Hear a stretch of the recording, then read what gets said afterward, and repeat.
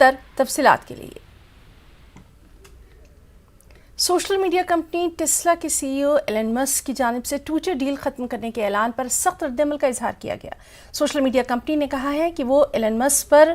$44 billion کے معاہدے پر عمل درآمد کے لیے مقدمہ دائر کرے گی، جسے ایلن مسک اب چھوڑنا چاہتے ہیں۔ ٹویٹر کے بورڈ کے چیئرمین بریٹ ٹیلر نے جمعے کے روز ٹویٹ کیا کہ ٹویٹر بورڈ ایلن مسک کے ساتھ طے شدہ قیمت اور شرائط پر لین دین کو بند کرنے کے لیے پرعزم ہے، انضمام کے معاہدے کو نافذ کرنے کے لیے قانونی کارروائی کرنے کا ارادہ رکھتا ہے، ہمیں یقین ہے کہ ہم جیتیں گے۔ واضح ہے کہ ٹیسلا کے سی ای او اور دنیا کے امیر ترین شخص ایلن مسک نے اعلان کیا تھا کہ وہ ٹویٹر خریدنے کے لیے $44 بلین کا معاہدہ ختم کر رہے ہیں۔ ایلن مسک نے الزام لگایا کہ سوشل میڈیا کمپنی جعلی اکاؤنٹس کے بارے میں معلومات فراہم کرنے میں ناکام رہی ہے۔